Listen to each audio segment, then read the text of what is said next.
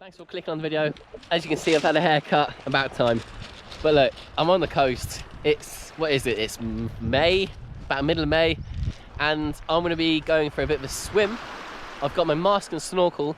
And the plan is to see if there's any crabs, lobsters, or anything like that, any shellfish I can collect in order to cook up later on.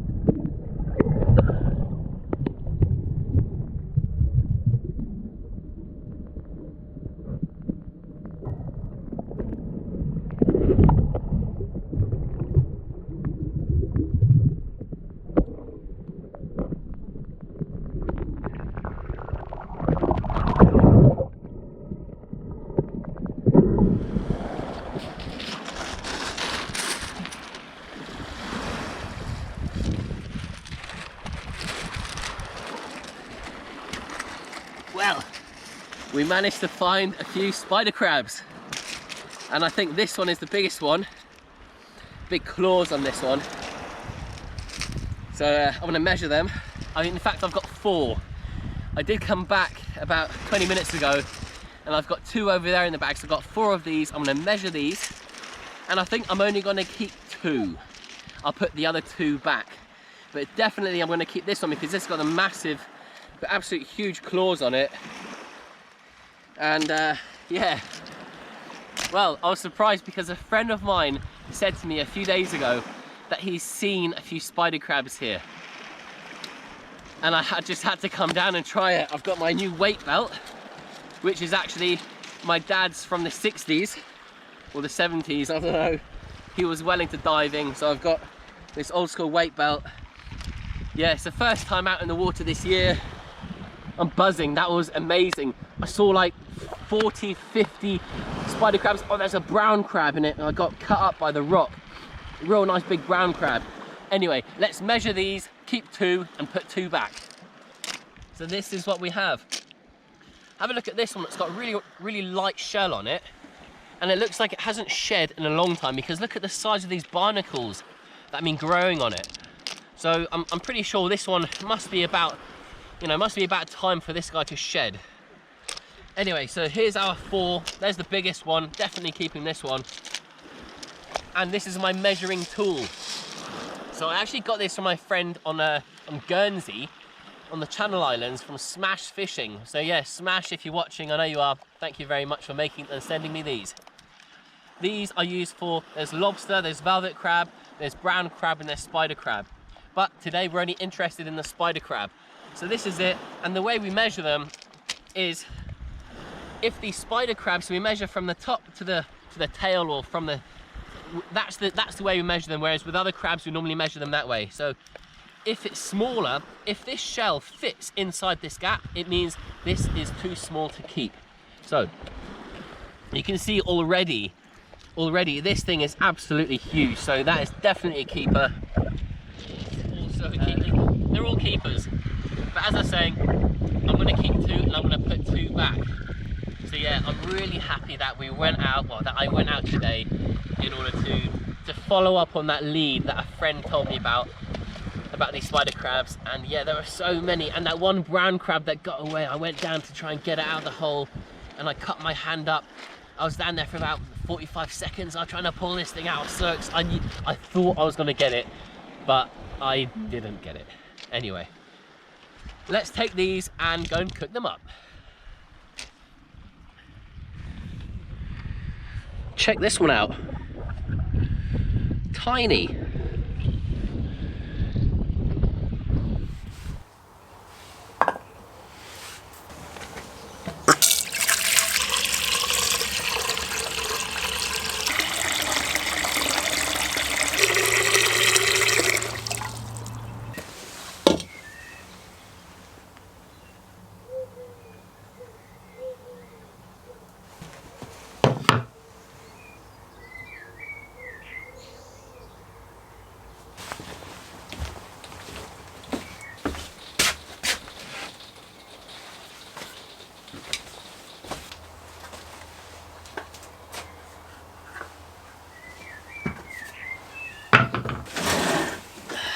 Well, it's about 3 hours later. I've come home because it started raining quite hard. In fact, it just stopped for about 10 minutes, which is quite nice. So I've come home, and what I'm now going to do is just prepare the crab. So I've filled up the pot with some water, and I'm just going to steam the crab. I've got a few cloves of garlic. I've got an onion. I've only got a red onion at the moment in the house, so I use some red onion. Give it a little slice. In fact, I'll just take the skin off this. So I'll just throw those in.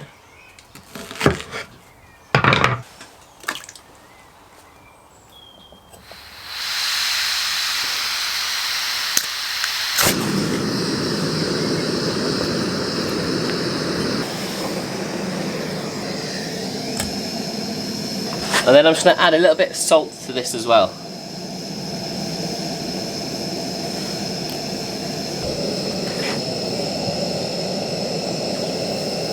So yeah, slightly different. It's probably the first time I've ever used gas on the channel, whereas usually I'm in the woods and I'm cooking over fire. So let's just go through these crabs. This is the smaller one out of the 2, and this is the bigger one. So yeah, quite nice size. So what I need to do now is I need to prepare the crab. I need to remove this outer shell and then remove its gut sac and this flap as well, and just give it a clean on the inside. With spider crabs, the main meat is all in the legs and in the claws. Off camera, I just dispatched the crab.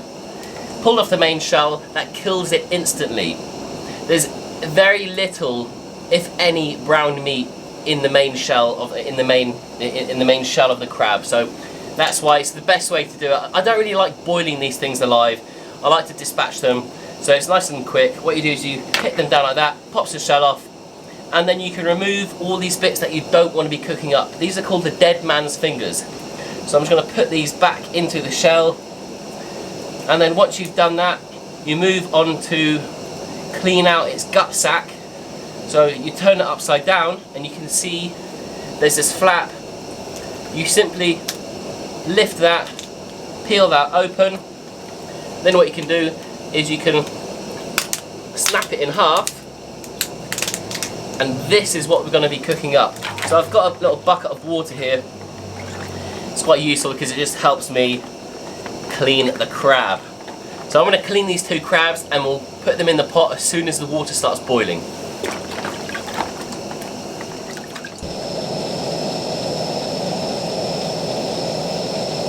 So what I'm hoping for is to be able to get all of these crabs, well, all 4 sections of the 2 crabs into this in order to cook them all in one boil, or in one cook. So let's see if we can get them all in. Might have to think about how to do this. If I put these 2 together like that, and there. Oh, I think we should be able to do it. And just squash that one in there. And then the lid. Yes! So all we have to do now is wait 10 to 12 minutes. I've been waiting months and months and months for these spider crabs to move back into our shores. They finally arrived. They're going to be here for, I don't know, maybe around 2 months. So you expect a few more videos, catch and cooks, beach cook-ups, woodland cook-ups, underwater grab and goes when it comes to what I do. As you saw, I go snorkeling, and you see them everywhere. They're all feeding on everything. They're feeding on all the weeds and dead fish. They're almost like scavengers, and I go along and I see the good ones and I go and pick them up, and that's exactly what I did with this one last year. This was down at a place in the south of the UK, a place called, or in Dorset actually. Yeah, this was an absolute beauty. Anyway, let's wait about another 10 minutes.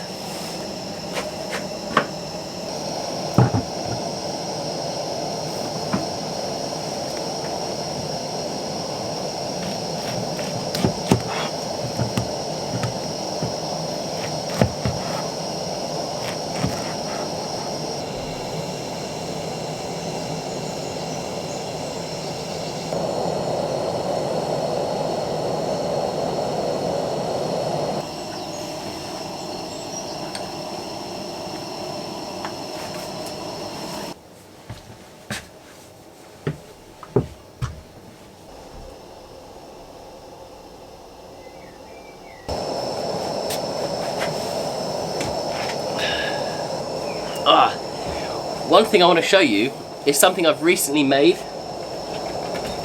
and that is this. It looks just like a commercial crab or lobster pot, but it's actually, I've made it using 4 bicycle wheels. It needs a bit more rope going along the bottom there to protect it. I need to put a bit more rope there. It isn't quite finished yet, but the idea is here.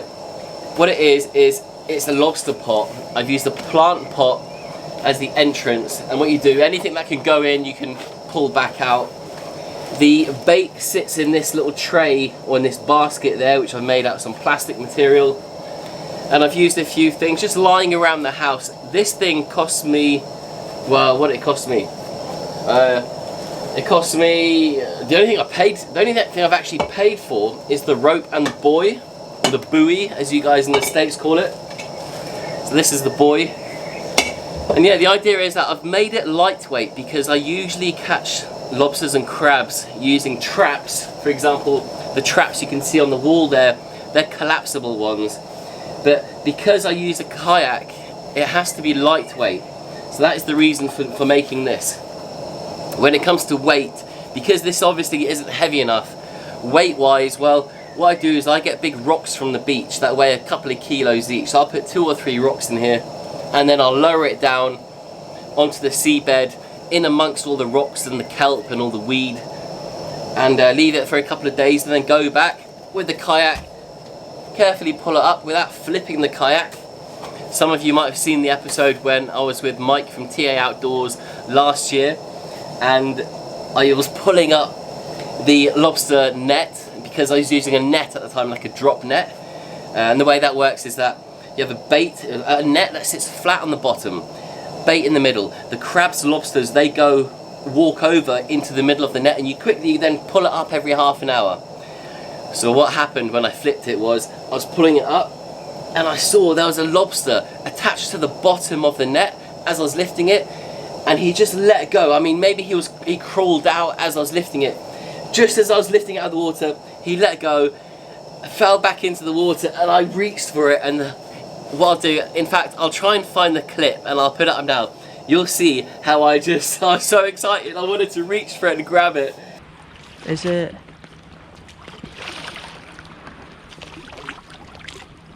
Oh! Oh! Shit. Dustin! You're right. He's getting... But yeah, that's long story short, that is my new trap. And I've also made this, which is especially for the prawns. So again, I've just used some plastic material. I found this over on a building site a few weeks ago, and it was being thrown away. I asked the builders, hey, do you mind if I take that? And they said, help yourself. The same goes with the net as well. I got the net for free. And the bicycle wheels, they were free as well, because I went to the bike shop and I said, hey guys, I don't suppose you have any old wheels that you're throwing away. They said, yeah, go and have a look in the dumpster. I went, did a bit of dumpster diving and pulled out 5 wheels, but I only needed 4. So this has got an entrance there. It's got a funneled, hopefully you can just see it's got a funneled entrance. The idea is that the bait goes in a small pot or a basket in the middle there, or inside the trap, and the prawns come along, they swim around until they find the entrance, they go in, and I come a day or 2 later, lift it up, and well, usually when I use these ones, there's a good few big prawns in there. So yeah, this is something else to look out for on the channel. This and this. Oh, smells incredible. The crab, the garlic, the onion. Oh, I can't wait. There's about 4 or 5 minutes to go. That's it, 12 minutes is up.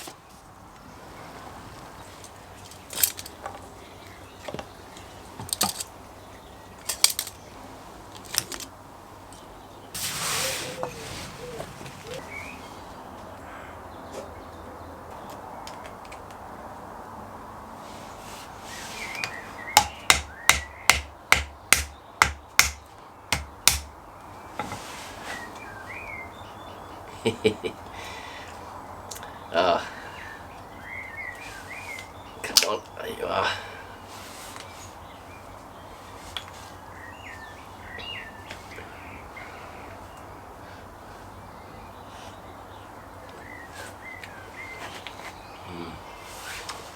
So good. I love the sweet meat. Spider crabs have got really sweet meat. Love that. See this cartilage? Just break that off, and then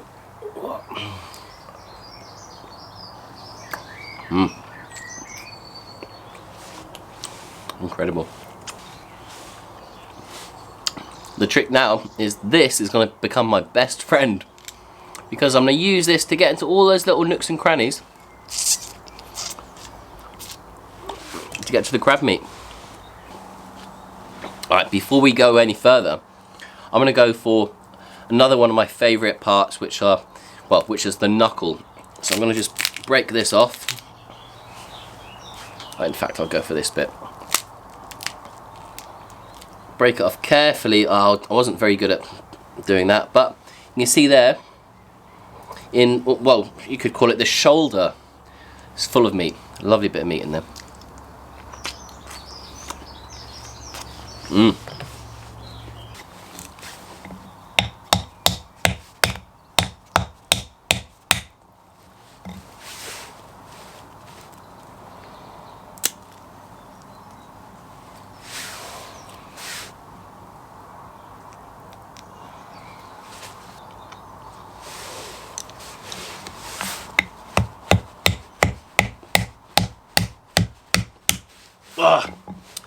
Well, there's a fine line between cracking it just right and overdoing it.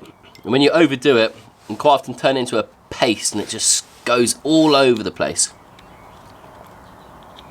But look at that, lovely, lovely flaky bit of crab meat.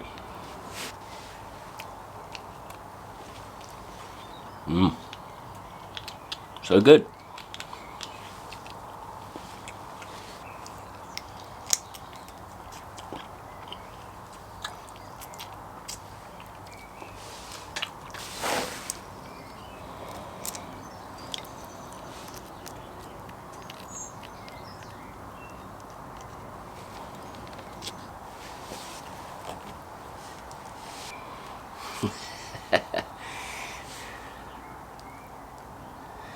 Bit of lemon on there.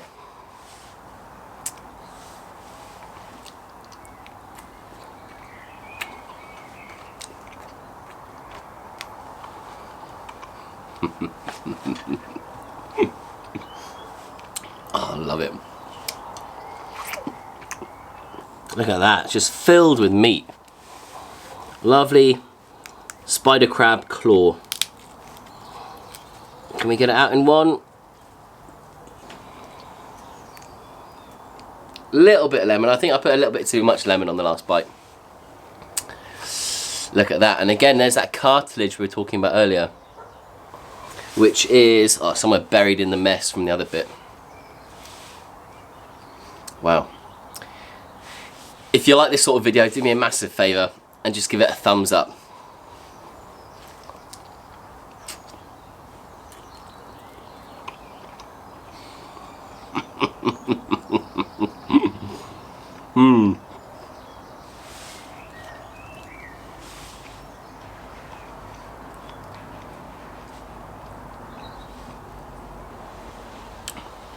Just incredible.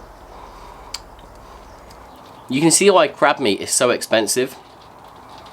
It's because there's a lot of effort involved in, to remove the meat from the shell. And it's just started to rain again.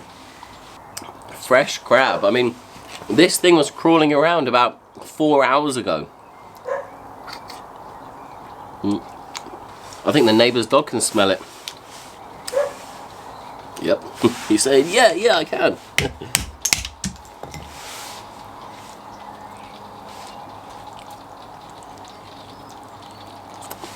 Wow, so good. Let me know in the comment section if you prefer lobster, shrimp, or prawns, or crab.